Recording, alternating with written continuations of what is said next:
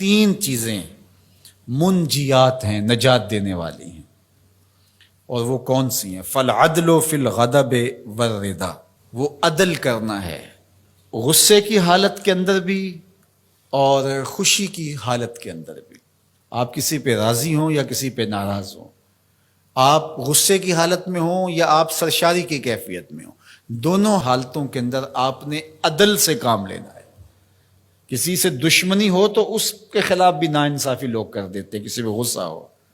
اسی طرح کسی سے بہت پیار ہو، رشتہ داری ہو، تو اس کے ساتھ بھی ناانصافی ہو جاتی ہے۔ یہ قضات کی ذمہ داری اہم ترین ذمہ داری ہے۔ آپ اگر منصب قضا پہ بیٹھے ہیں، جج بنے ہیں، منصف بنے ہیں، قاضی بنے ہیں، پنچایت میں آپ کو بڑا بنا لیا گیا ہے، آپ پر فیصلہ ڈال دیا گیا ہے، تو پھر ترازو کے دونوں پلڑے برابر رکھیں۔ کوئی فرق نہیں پڑتا کہ رات 12 بجے عدالت لگائیں یا دن کے اجالے میں لگائیں، لیکن کریں انصاف، پھر تمہارے اوپر کوئی انگلی نہیں اٹھا سکتا۔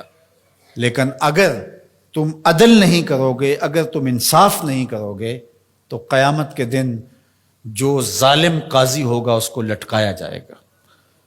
تو اس لیے ارشاد فرمایا کہ جو نجات دینے والی چیزیں ہیں وہ غصے کی حالت کے اندر بھی اور خوشی اور سرشاری کی کیفیت کے اندر بھی عدل کرنا۔ ایک عربی مقولہ ہے، الملک یدوم بالکفر ولا یدوم بالظلم، ملک کفر کے ساتھ تو قائم رہ سکتے ہیں لیکن ظلم کے ساتھ قائم نہیں رہ سکتے۔ دنیا کے کتنے ملک ہیں جہاں نظام کفر کا ہے لیکن عدل پایا جاتا ہے تو وہ خوشحال ہے۔ لیکن لوگ نمازیں بھی پڑھتے ہوں، سجدے بھی کرتے ہوں، اعتکاف بھی بیٹھتے ہوں، حج جمرے بھی کرتے ہوں، لیکن عدالتیں انصاف نہ دیتی ہوں، سکون کبھی نہیں ہو سکتا۔ عدل انصاف اگر قائم ہے تو ملک طمانیت کے نور سے مالا مال ہوتا ہے، ملک ترقی کرتا ہے، ملک آگے بڑھتا ہے، اور معاشرہ پرسکون ہو جاتا ہے اگر عدل و انصاف کا نظام موجود ہو۔ تو اس لیے اللہ کے محبوب نے فرمایا 3 چیزیں نجات دینے والی، ان میں سے پہلی چیز کا ذکر کیا، غصے کی حالت کے اندر اور رضا کی حالت کے اندر عدل کے تقاضوں کو پورا کرنا۔ اللہ اکبر۔ والقصد فی الفقر والغنا، دوسری چیز فقر میں اور غنا میں، خوشحالی میں، آسودگی میں اور غربت میں، دونوں حالتوں کے اندر میانہ روی سے چلنا۔ یہ نہیں ہے کہ آپ کے پاس پیسے زیادہ آ گئے تو فضول خرچ بن جائیں، اور اگر جو ہے وہ حالات تھوڑے سے تنگ ہوئے ہیں تو بالکل ہی بخل کریں۔ دونوں حالتوں کے اندر میانہ روی کے ساتھ چلنے والا کبھی کنگال نہیں ہوتا۔ اللہ اکبر۔ والذین اذا انفقوا لم یسرفوا ولم یقتروا وکان بین ذلک قواما، فرمایا کہ وہ لوگ جب خرچ کرتے ہیں نہ تو فضول خرچی کرتے ہیں اور نہ ہی وہ بخل کرتے ہیں، بلکہ جو درمیان والا راستہ ہے اس راستے کو اختیار کرتے ہیں۔ تو درمیانی راستہ چلنے والا ہی سرخرو، کامیاب اور بامراد ہوتا ہے۔ اس لیے دونوں صورتوں کے اندر ارشاد فرمایا کہ میانہ روی کرنا۔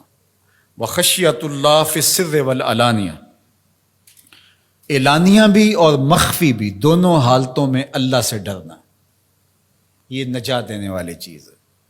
جو لوگوں کے سامنے اللہ سے ڈرتا ہے اور مخفی جگہ پر جا کر کے اللہ سے نہیں ڈرتا تو وہ اعلانیہ طور پہ ریاکاری کر رہا ہے، اللہ سے نہیں ڈر رہا۔ تو مخفی طور پہ بھی اللہ سے ڈرے اور اعلانیہ طور پہ بھی اللہ سے ڈرے۔ ان الذین یخشون ربہم بالغیب لہم مغفرۃ واجر کبیر، جو اللہ تعالیٰ سے بن دیکھے ڈرتے ہیں، اللہ جل شانہ نے ان کے لیے مغفرت بھی رکھی ہے اور بہت بڑا اجر بھی رکھا ہے۔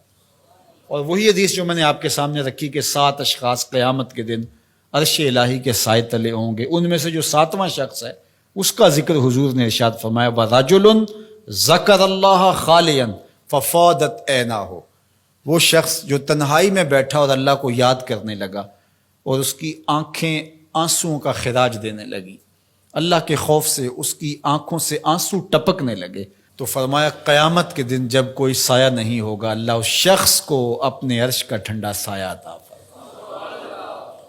تو لوگوں کے سامنے آنسو بہانا اور تنہائی کے اندر آنکھوں کو نوری نصیب نہ ہو تو یہ ریاکاری ہے، اور ریاکاری تو ایک ایسا جرم ہے، ایک ایسا گناہ ہے جس کو شرک اصغر کہا گیا۔